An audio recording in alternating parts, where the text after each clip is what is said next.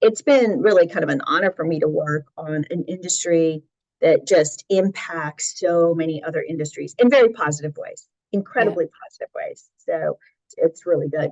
Well, I'm exhausted already, and the show hasn't even happened. I have to make my plan, because what you didn't talk about, the purpose of this was to talk about all the education, and that's on top of all the technology and solutions and networking that's going to be going on the show floor. So it's wonderful. I don't know, you're getting me all excited that I need to make my plan right now. So what are the first steps? We go to npe.org, go over again how they can register and what deadlines are pending that they need to be aware of.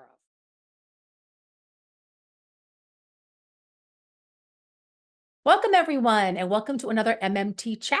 My guest today is from the Plastics Industry Association, Arlene Davis, who is the Director of NPE Content and Experience. And she is here to talk everything NPE, but with mold making in mind. So welcome, Arlene. Hey there, me and all the fans of Christina, Fuges and MMT. Good to see you this afternoon.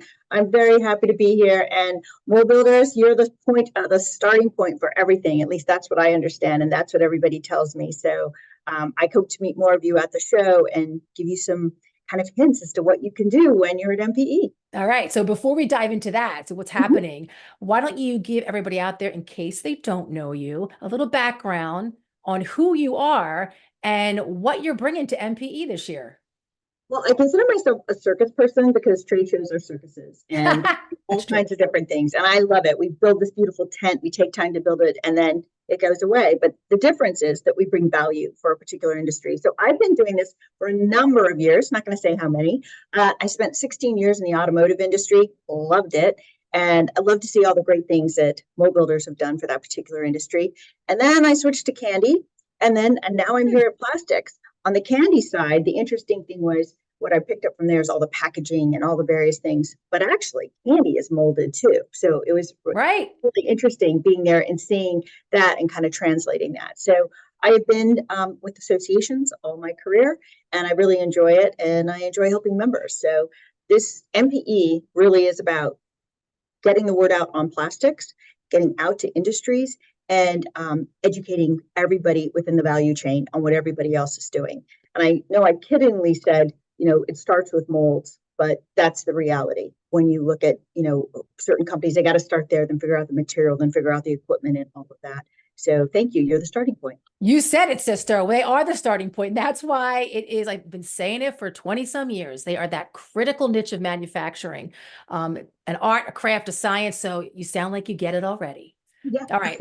So why don't you review for our mold making viewers the schedule of the mold making educational program, and give us the locations and times too, and where they need to be and where they can find information. Absolutely. So first off, there's a lot of new things happening at MPE. So we created a 3-step program for Expo passes. So there's the basic pass that you can get. And there's education including in that. You get the current price for that is $175. If you are an exhibitor, you actually have a promo code that you can send out to your customers and say, hey, we're going to give you a discount to come to MPE. But that basic pass gets you the keynotes. It gets you the 3 stages on the show floor. Also, Plastics is doing some updates on regulatory issues and legislative issues in California and in the Northeast. Really important, good thing to catch up on. Those will be available to you with the pass.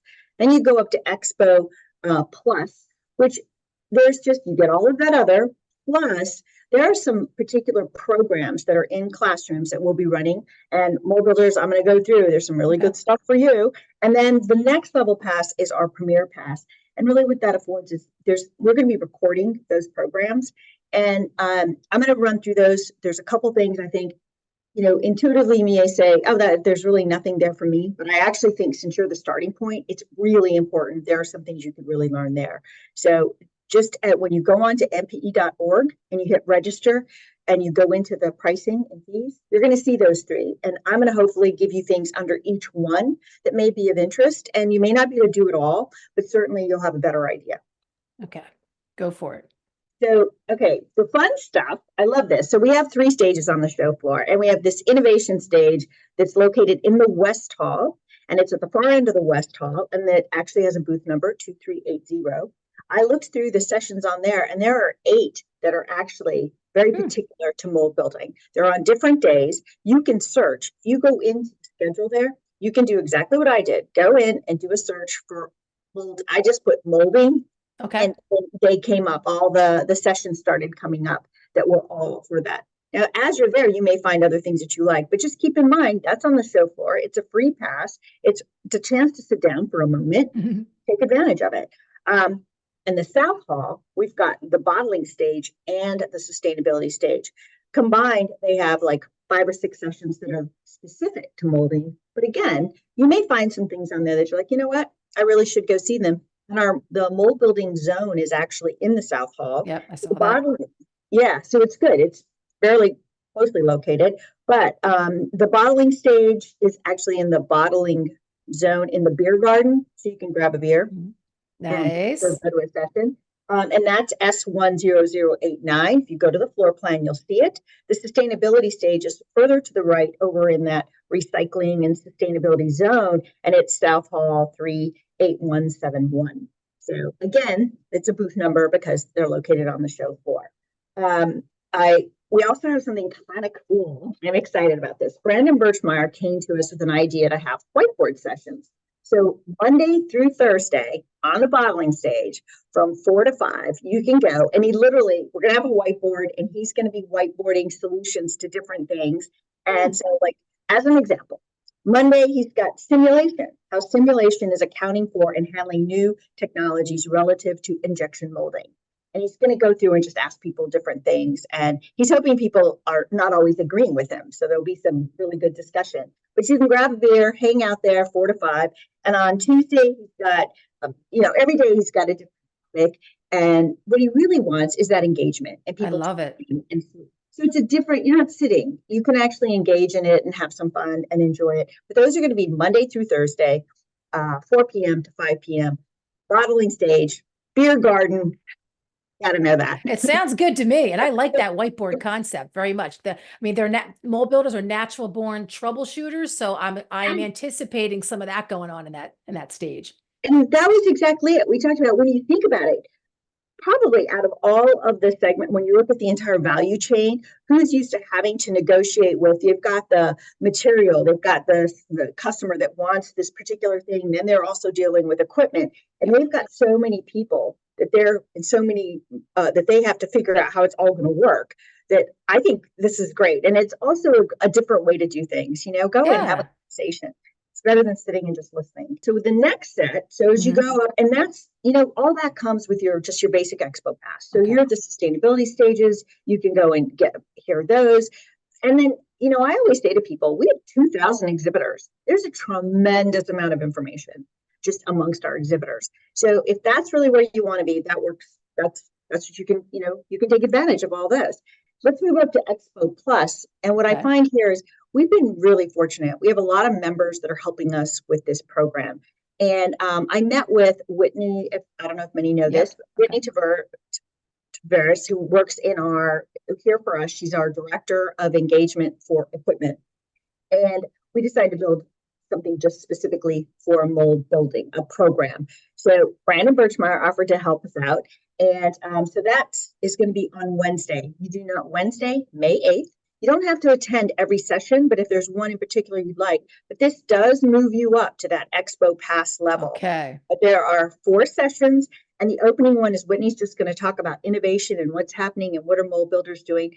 Because also keep in mind, we're designing this for our attendees, and our attendees are a variety of brands. We have, I thought it was funny, I noticed the other day, Mattel is sending all of their global tooling people in global tooling coming, but same title, and I see it in for MedTech, one of the medical device companies. And then I noticed in the automotive industry, the people that they're sending, there's a couple of folks, global tooling, molding. So clearly, those are those, that's our audience. Yes.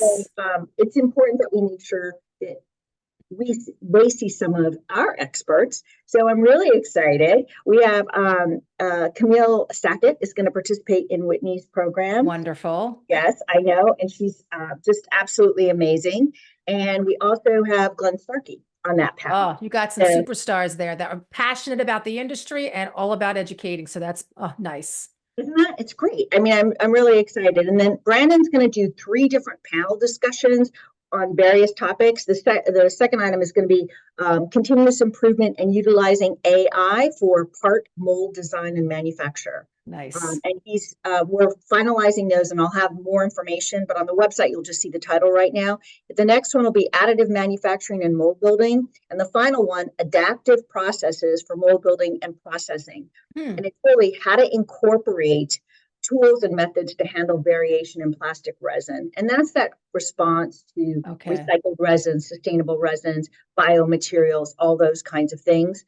But then I'm really excited because, yeah, we have those specific things to mold building, but then, workforce is a big issue for all of us. And I think 4 of our members, they are not going to be teaching a mold, like how to train for mold building or anything, but they're really going to be talking about different methods of training.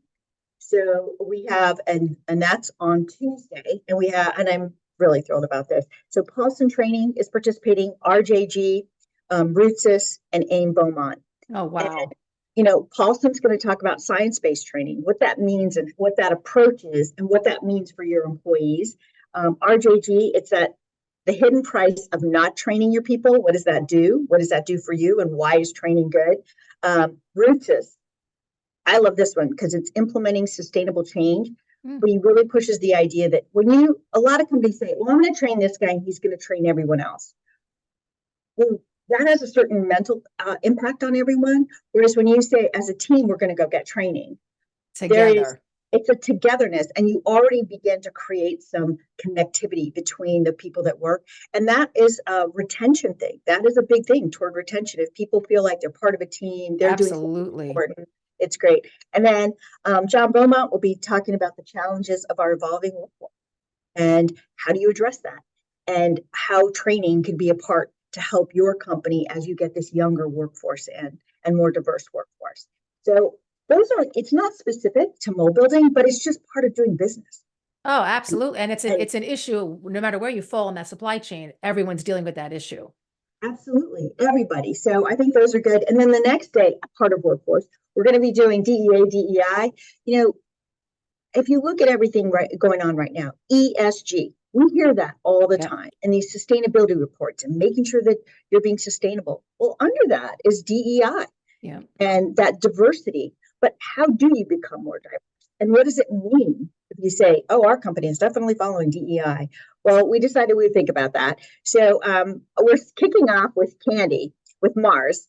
And we have Damian Welsh coming from Mars, and he's head of global engagement for Mars Corporation. And Damian's actually going to talk about what they have done well, what they didn't do so well, and what they would never do again, and what they'll continue to do. And it's about employee engagement. And he said, for companies, whether you're small or large, and you begin to add diversity and other things in, you can stumble. And he's willing to say, yeah, isn't that great? But he's willing to say, we've stumbled, but here's how we've come out of it, and here's how we fixed it. And so I think that's going to be really good. And he's kicking that off, that DEI, DEA. And then we have Megan Ziemba, I know her, Raven of Manufacturing. She and Tony Neary and Dana Martinez with the Society of Hispanic Engineers. And we also have somebody coming in from the Society of Women in Engineering. They're going to talk just about that whole idea of the opportunity for women in the plastics industry and what companies can do and how do you make yourself more available to women in the industry, and also just how do you attract them, what should you be doing. So I think that would be really good, and that's that. If you want that diversity, that's helpful there. Then a really important one of our members, the Jackson Lewis Law Firm, is coming in to do a session. Quite honestly, if you say you're DEI, what does that actually mean? Like legally, what does that mean? And what do you need to do? And what should be on your website if you have a portal where people can go in and apply and do things? It's just that checkbox. I think that's a really good session for anybody that's thinking about this or has that, maybe wants just a check. Definitely that session I think would be really good. And then under that plus, we also have a great program by EI3, another member, on AI and IoT.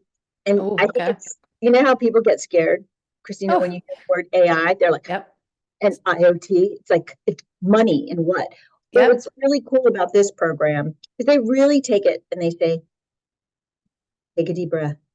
It's data, and it's how you use that data, how you collect it, what comes out of it, and then what reports can you build from that, and then what does your customer then learn from that, or what do you learn from that? So they've really like just let's just make this all about a data collection, and you may do it from one end to another, like really extreme, but what are some basics? And they have 4 different sessions. They talk a lot about how you can be more sustainable and what is that sustainability reporting you can pull out.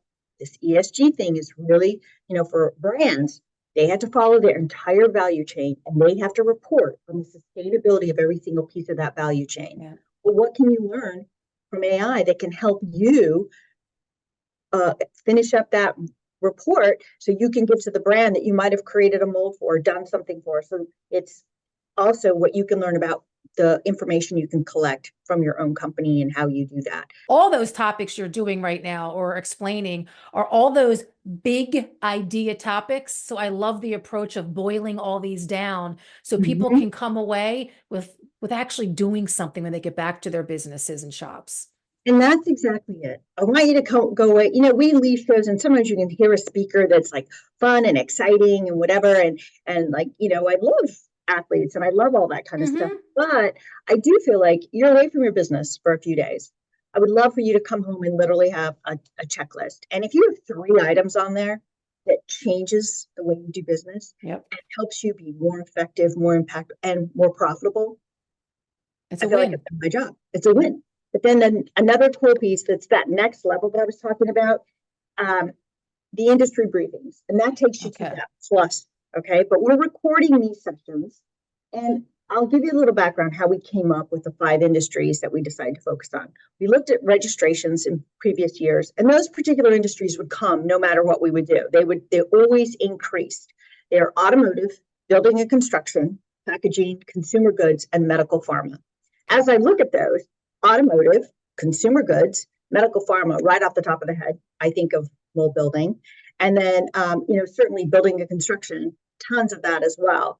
So when you look at those, is there a particular topic that says this is for mold builders? No. Okay.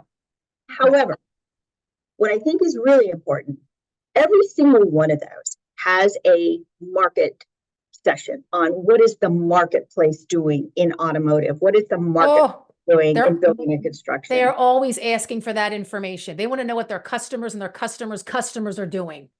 Right. Well, and also just what is the industry doing? What is Hmm. the impact what is happening in the industry? As an example, under medical pharma, Deloitte is going to be giving us that presentation. There have been changes in insurance. And guess what? When there are changes in insurance, it means that certain tests, diagnostics, whatever, maybe aren't covered anymore. So it impacts the sale of particular pieces of equipment, and it kind of rolls backwards. Yep. So what does that mean for you? Well, maybe they won't be updating a particular piece of equipment. Maybe because now you can have this particular test done. Now there's even more needs for a particular piece of equipment. So you, as in the mold building business, you need to know about that. Yep. So that's good to know. When you look at automotive, there's some S&P is going to give that report, Edwin Pope. And Edwin follows it from, he is actually big on, he's a materials expert. So Okay. plastics for him are really important. And we all know, whether you're an electric car or not, there's a lot of pieces on a vehicle that require plastics. He's going to give us kind of like who's winning in the electric vehicle field, who's winning, brands that are winning in other areas, what cars are selling. Then he's also going to talk a little bit about those aftermarket or replacement parts, or actually parts suppliers, and where they're seeing some more activity and what's going on. So I think if there's any area that you want to find out in automotive, that S&P session, of course, it's going to be good. Consumer goods, we went to the Consumer Technology Association, and I wanted somebody from there, and luckily we got them, and I'm excited. Steve Koenig's going to give the report. They do a tremendous report every year. We are not going to get the printed copies, and I won't be able to give them out, but at least they'll give us a report from that report. What's happening in consumer goods? And they cover such a wide variety of things. I think that'll be really good for everybody.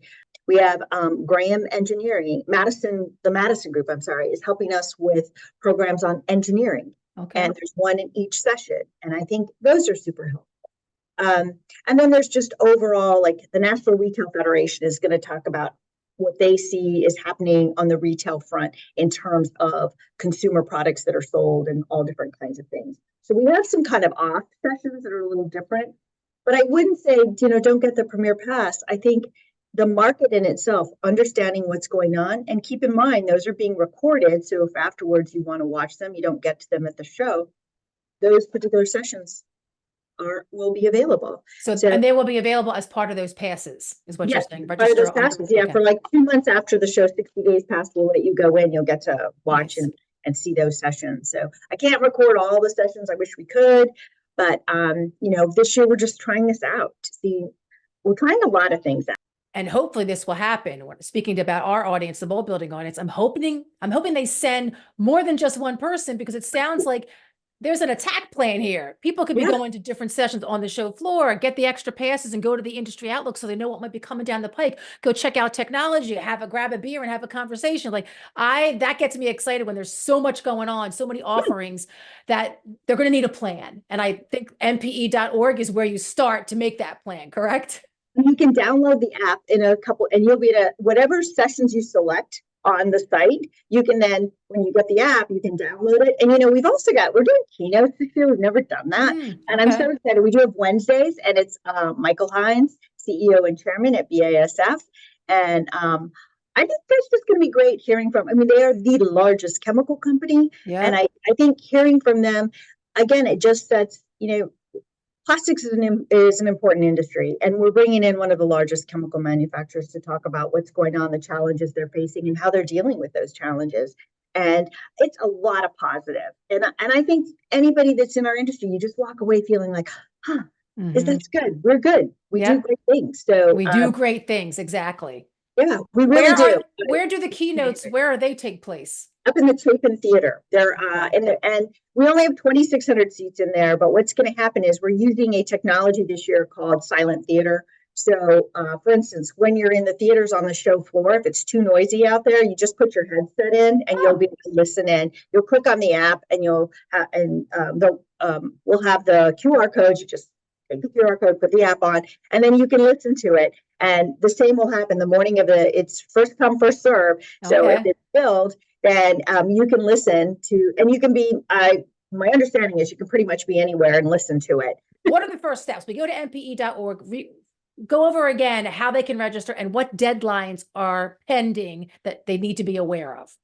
The good thing is they can go on now till we get to the show site, and they can register, and it's at the price of $175 for your basic pass, $325 for Expo Plus, $525 for that Premier Pass. They go in, click on registration. They'll go in, and they, as an attendee, they can fill everything out. And up until we get on show site, and the show opens on May 6th, then the price goes up, and it goes up considerably. So I would say get that done. And I didn't even get to talk about, we have the women's breakfast. We've never done that. I'm really excited. Oh, when's that? Let's do a little plug for that. Yeah, it's on Wednesday morning, and we're going to hear from, I love the topic. It says, sorry, I'm not sorry, because we say sorry so often. And Carrie Greenfelder is going to speak to us. She's with a big engineering firm out of Kansas City. And she's just tremendous. And she came to us from the Society of Women in Engineering. And I just think she's done a lot for them. It's a TED Talk style talk. And she said, we got to just stop saying I'm sorry. So I think it's good. I think that's good for everybody. I think sometimes you don't realize how many times we say it. We'll have that, and there'll be breakfast. And it's just a great opportunity to network and talk. And that's Wednesday morning, 7:30 to 9 a.m. And it's in the Valencia. We have an open party, just lots of fun too. Oh, exactly. But we hope you do leave the show feeling actually more excited about your work, feeling good about what you do every day, and some new up your sleeve. I love it. Well, on that note, Arlene, thank you so much for your time and for all that information on MPE. Everybody out there, go to MPE.org to start planning your trip, May 6th to the 10th in Orlando. And I hope to meet you in person there, Arlene. Hopefully we'll find each other. And all of you out there, for everything mold making, visit moldmakingtechnology.com. Stay informed and stay inspired.